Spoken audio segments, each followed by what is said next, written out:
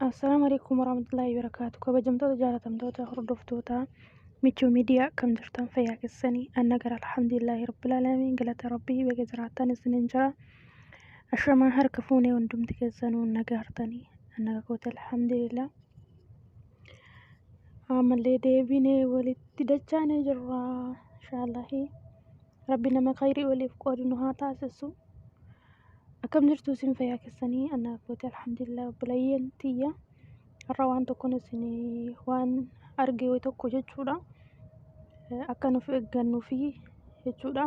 Wanti tokko wanti namatti himamuuf yookiin ammoo namatti agarsiifamuuf akka irraa barannuu fi akka arginee irraa hubannee wanti kun miidhaa qaba jennee irraa of eegnuu fi kan nama eegu rabbiidha. Rabbii gaditti ammoo ilmi namaas illee sababa dabarsuudha. Sababa jechuun of eeggannoo godhuudha. Waan achirraa darbe immoo kan nama eegu rabbiidha waan hundumaa irratti jechuudha. Inni guddaan eegumsa rabbiitu caalaa namni eegee of hin baasu jechuu waan kamirraayyuu kan nama eegu kan nama tissu rabbiidha jechuudha. Nuti uftisinee of eegnee illee baasnee hin dandeenyu jechuudha. Har'a jechuudha wanti nuti itti fayyadamnu meeshaan zamana kanaa kayyoo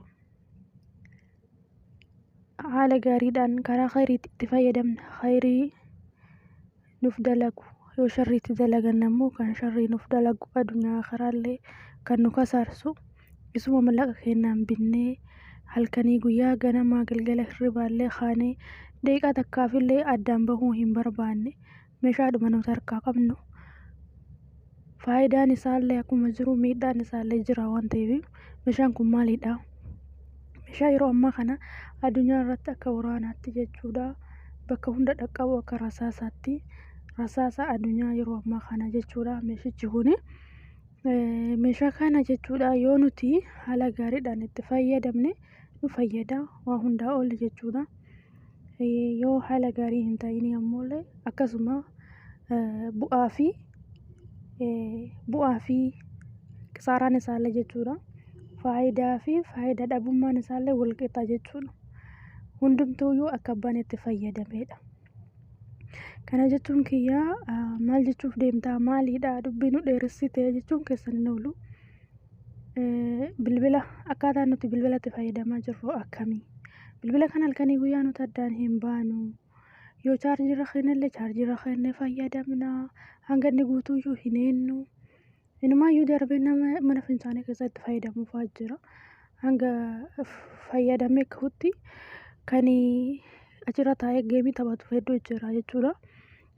Kunillee gaarii miti irraa of eegaa. Keessumaayyuu jechuudha. Ijoolleen musliimaa jechuun bilbila keessan fuutanii akka tasaa deemtanii mana haashim fincaanii keessa bilbil keessan kan zikrii godhu yoo ta'e jechuudha. Sagalee fakkeenyaaf alhamdulillah allahu akbar subhanallah ka jedhu sallallahu alaihi wasallam ka jedhu jira waan ta'eef waan akkasii kana of eeggadhaa yeroo baay'ee mana fincaanii fuutanii bilbila keessan hin seensisina. Akkasuma immoo isin jalaa bishaanittis taruu danda'a waan ta'eef jechuu.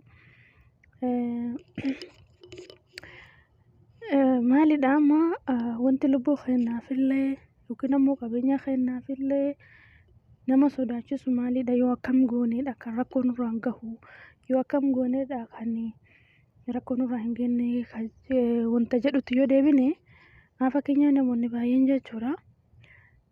Chaarjira keettanii eerfoona godhattanii fayyadamtu jechuudha.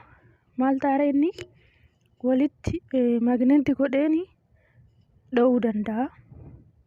Akkuma amma suuraarraa argitan kana dhoo'ee gurra keessanis qaama keessanis waan isin bira jirutti hundumayyuu gubuu danda'a. Rabbiin namaa oolchuu nu haa tiisu hunduma keenya jechuudha. Bilbila keessan chaarjii farra keettanii ubbira keettanii raftu. Isin raftanii jirtanii hirribni du'aan qixa akka waan du'aniiti yeroo rafan jechuudha. Ufin argitanii isin dhoo'ee isin gubuu danda'a. Lubbuun namas baasuu hin jira jechuudha. Yeroo baay'ee wanti kun ijoollee irra caala ijoollee gurra keessa kaa'atanii fa'aa bilbila haasayanii gurri isaanii kan dhagahuu dide hedduudha. Gurra isaanii irratti miidhaan gahu hedduun jira. Akkasuma immoo warroota harama keessa kaa'atanii fa'aa fayyadamantu jira. Harma isaaniitti oo'ee gara waan biraatitti kan dhukkuba biraatti fidu jira. Fakkeenyaaf dhukkuba kaansarii waan garaagaraa akka itti fidu jira shofiroo waan jedhamu jechuudha. Rabbiin nu haa oolchu sanilleen waan akkana kanillee irraa of eegaa. Yeroo dheeraa gurra keessa kaa'attanii haasa'uu akkasuma harma keessa kaa'attanii haasa'uu hirfoonii godhattanii harma keessa kaa'attanii wanni qabdoo harma keessa kaa'attanii warri fayyadamtan of eeggannoo godhaa. Akkasuma immoo warroonni eerfoonii irra kaa'attanii jechuudha. Eerfoonii itti godhatanii chaarjii irra kaa'attanii warri fayyadamtan warri chaarjii irra kaa'attanii biraa raftan bilbila keessan chaarjii irraa fuudhaatii haduwallee ta'u chaarjii irraa fuudhaa rafaa. Biyaansi utuu rafiniin dura shanillee haa taatu parsantii shanillee afurillee haa taatu itti guuttadhaatii waan sa'aatii keessa itti guuttadhaa waan sa'aatii keessa ilaaltanii yeroo hojii keessanii kaatanii lafa kaayadhaa malee irra kaa'attanii biraa hin rafinaa. Dhaamsa kooti waan of eeggannoo godhaa obboleeyyan teenya rabbiin nu haa eegu.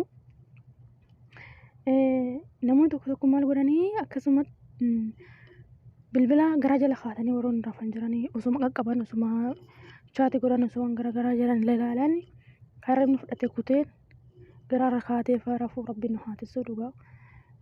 Akkasuma immoo of jala kaatee rafuu irra garagalee ciisaan inni achitti immoo hoo'ee waan biraa ta'uu danda'a dhowwuu danda'a. Bilbila keessan yeroo raftan ofirraa fageessaa yeroo chaarjii irra kaa'attan ofirraa fageessaa. Akkasuma immoo mana itti fayyadamtan keessatti kushiinaa keessa fa'aa elektirikii irraa fageessaa. Fakkeenyaaf elektirikii jechuun kiyyaawwan kaarabaa mukureef isa nyaata ho'isan fa'aa isarra keettanii mukureef sakkaatanii mukureef inni hojjeta waan ta'e magneetti godhee waan biraa ta'uu danda'a. Waan akkasiisan yeroo kushiinaan seentan waan kaarabaa ta'e irraa fageessaa jechuudha. Hin danda'ama yoo ta'e kushiinaallee seensisuu baattanii gaariidha. Ilmaayyuu jechuudha elektirikii rabbi nu haa taasisu jechuudha. Eeggadhaa asirratti namoonni tokko tokko fayyadnaa fi xoosilaa wanni haada magneetii sanii harkisanii isatti sakka'anii bira kaanii fa'aa rafuu.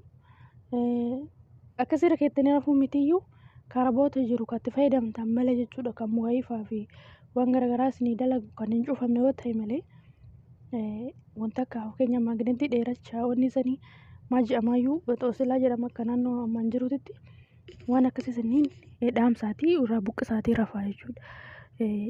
Hamma dandeessaniin jechuudha kaarabaa keessanii dhaamsaa rafaa jechuudha. Keessattuu bilbila kana of eeggadhaa obboleeyyan tiyya. Chaarjira keettanii fa'aa warri fayyadamtan gurra keessan irraallee miidhaa geessuu danda'a.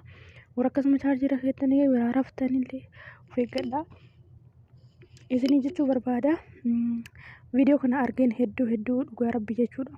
Hedduu rifadhee na rifachiise jechuudha. Dubartiin tun amma viidiyoo irraa argitan kana chaarjira keettee biraa rafte bilbila aayifooniidha jalaa gubatee jechuudha. Kisaaraa jechuudha. Soo kanaaf hammuma danda'ameen obboleeyyan tiyya osoo ufeenne lubbuun abbaan inni amatan geetu majani of eeggadhaan isiniin jechuu barbaada. Asirratti of eeggannoo nu barbaachisa. Yoo nuti hin feenne nu eegaa miti bilbila keenya hammuma danda'ameen ofirraa fageessaa. Yeroo chaarjira keettan chaarjira kaayaatii guutuu erga inni guute bilbilumaafillee jechuu kan gaarii ta'u chaarjii kan kee fuulii 100 yoo sii ta'e itti fayyadamii jechuudha. Yoonii fi ammas chaarjira keettee fuuta ammas chaarjira keettee fuuta yoo ta'e dhagaan kan keelles yaala laafaa deema.